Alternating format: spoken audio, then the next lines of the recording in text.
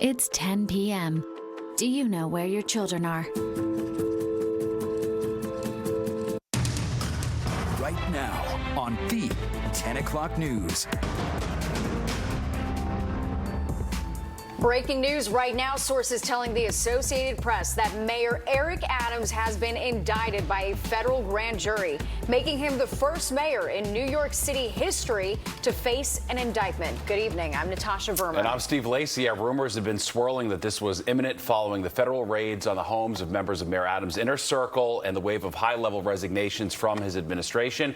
We have live Fox 5 coverage tonight. Let's start with Morgan Mackay, who joins us now on set with this stunning development. So right now we know the indictment's coming, but we don't know for what. That's what we find out tomorrow, I guess. Exactly. Now, we know there are at least 4 federal investigations surrounding Mayor Eric Adams right now. But from what I'm hearing from sources is that this indictment could be tied to the federal investigation looking into whether Mayor Eric Adams accepted illegal campaign donations in part from the Turkish government. Now, we first learned about this investigation on November 2nd of last year. You'll remember that the FBI raided the home of his top campaign fundraiser, Brianna Suggs, and Adams at that time was flying to D.C. and he quickly just turned around and came back. Right. But it's still very unclear. We do not know what's inside this indictment. We do not know what charges or if there's multiple charges in this indictment. That indictment will be unsealed, I'm hearing, tomorrow morning. So we'll hopefully learn more there. But we just also recently found out as of this week that the federal investigators have broadened their search and have included other countries such as Israel, South Korea, Uzbekistan, Qatar, and China. Now, we know that Adams has traveled to China at least 7 times. He's traveled to Israel last year. He traveled to Qatar in 2022, I believe. And so he said he has also been to South Korea when he was a state senator. And as far as we know, he has not made a trip to Uzbekistan, but maybe there's something there. Maybe they just saw some sort of piece of information. It's also really unclear if this is tied to any of the other investigations, particularly looking at the NYPD Commissioner Edward Caban. So we don't know the specifics, but at its face, I mean, this is a stunning development. I mean, it kicks off now an indictment of a mayor for the first time in New York City. What happens next in the process with Mayor Adams? So this is huge. There's only 2 New York City mayors who have ever resigned in history. That was Jimmy Walker in 1932 and William O'Dyer in 1950. So right now, if Adams doesn't resign, the only person who can remove him from office is Governor Kathy Hochul. If he does decide to resign, then this kicks off a pretty quick process. So the public advocate Jumaane Williams would step in as acting mayor, and then they would have an election about within 80 days of when he steps in, and after that, all the candidates would come forward and it would be ranked choice voting, and there would be no party affiliation, so it would be just an open election because there would be no primaries. Right, and we have heard a little bit from the mayor tonight, sort of previewing what we think is going to be his likely defense strategy, right? Exactly. We got a statement from the mayor, and he said, quote, "I always knew that if I stood my ground for New Yorkers, that I would be a target, and a target I became. If I am charged, I am innocent, and I will fight this with every ounce of my strength and spirit." Now, obviously, they're reading a little bit between the lines. Something that he's kind of been hinting at, and some people have said out loud, is that he believes in part that he has been targeted by the federal government because of his criticism of the Biden administration when it comes to the migrant crisis. He was one of the most open critics of Biden when it comes to migrant crisis, since New York City has seen over 200,000 migrants come to the city in just the past 2 years. Obviously, that's not exactly what he's saying, of course, out loud, but hopefully we'll hear more from him tomorrow, because another question, too, is when will he surrender to the feds? That's right. I mean, you're always at City Hall, and over the last few weeks, I mean, really since September 4th, I mean, when the federal investigators seized electronic devices from city's police commissioner, schools chancellor, deputy mayor of public safety, first deputy mayor. I mean, since then, top aides have been investigated by feds. What has been the energy, the feelings at City Hall? Right now, people have becoming growing increasingly frustrated with the distractions, and they say it's hard to do their job. It's even hard to communicate with the press about something that they want to talk about, some initiative that they want to do, because everyone is just talking about this right now. Now, since, in just the past hour, we have seen just an outpouring of people and lawmakers coming forward, calling on Adams to resign. I think at least 5 more lawmakers on top of the 8 that have already called on him to resign. AOC being one of them too? Exactly. Yeah. And so I know from one of my sources, they were saying that, there was possibly some indication maybe to her that this was coming down. Now, the House Minority Leader, Hakeem Jeffries, he kind of was defending Adams a little bit earlier today when he was asked, because he said, we need Eric Adams to be successful because he is the mayor of New York City. So I don't know if he'll have more comments after this indictment. Interesting. All right. Fantastic perspective. We appreciate it. Stay close. Morgan, and for more perspective on this indictment, we do want to bring in criminal defense attorney and former Manhattan prosecutor Jeremy Saland. Jeremy, thanks for being with us tonight. Obviously, a huge night. Walk us through your reaction to this. This was something that seemed like it could be coming down the road. Nevertheless, when it hit, it was quite a moment for sure. Yeah. Well, it's certainly shocking because he's a sitting mayor, and it's really a horrific place to be in for him and for the people of the city of New York and beyond. But when you start hearing what are not just stories, but in fact the gathering and taking of phones, the search warrants on deputies' homes, your commissioner of the NYPD steps down, whether it's tied to it or not, the acting commissioner of the NYPD, and prior aides or people he was associated with, eventually you have to look and say the federal government is not building a case to come downward to get those on the bottom of the pyramid. They generally, and we should expect, they are building upwards to find that top dog, if you will, who's perpetrating what they believe to be the crime. Where does that end? In the city of New York. That would be the mayor. And who was that mayor? Mayor Adams. So it doesn't come as a surprise, but I remind anyone who's watching and listening, there is due process, and he is absolutely innocent, just like anyone else, until if and when proven guilty beyond a reasonable doubt.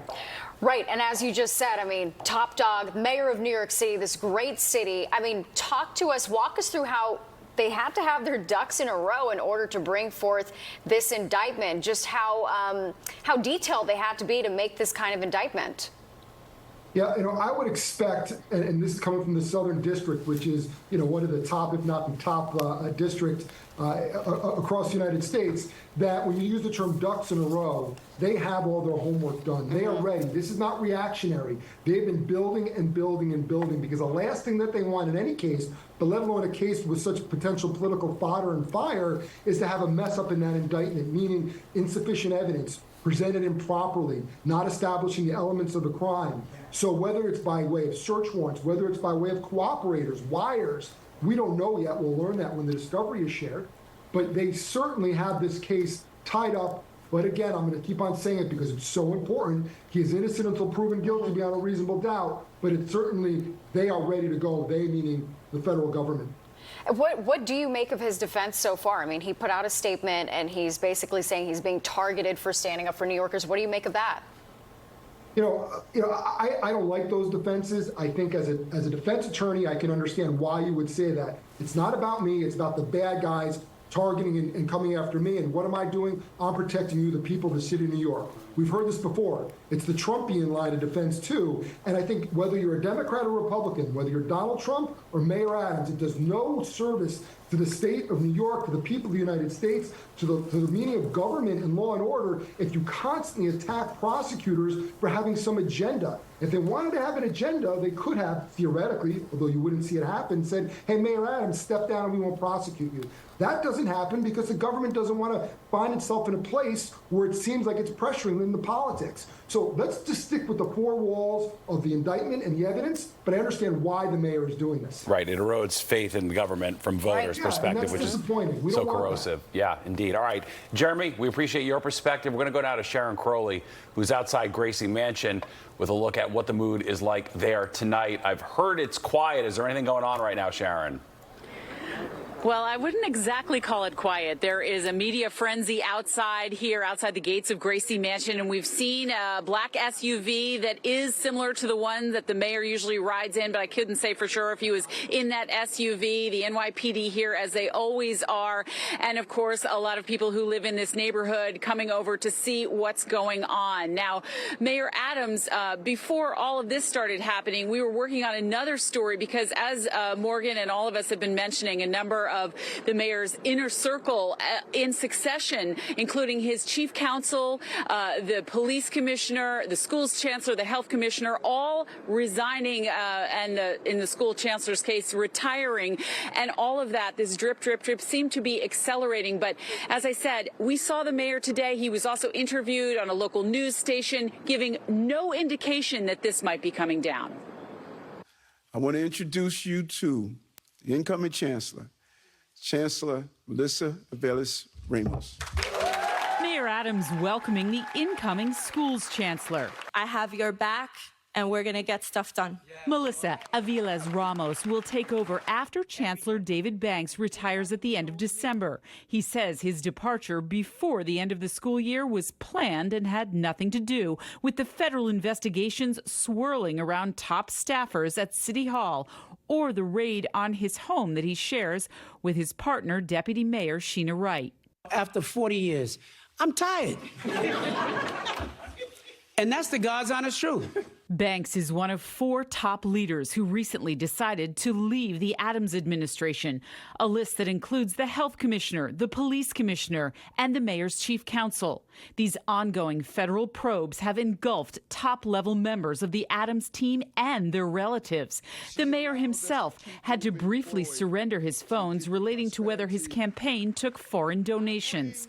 No one has been charged with any wrongdoing. I haven't seen a case where so many investigations are swirling around the orbit of one individual in the name of the mayor. The shakeups at City Hall attracting attention in Washington. Representative Alexandria Ocasio-Cortez tweeting in part, "I do not see how Mayor Adams can continue governing New York City," adding, "For the good of the city, he should resign." Mayor Adams responded to her tweet in an interview on News 12.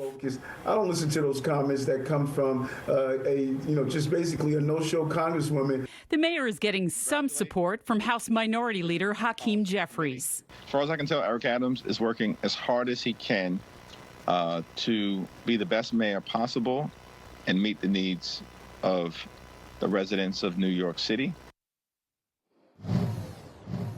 Given what we know now, listening to Hakeem Jeffries, as far as I can tell, the language that he used earlier today.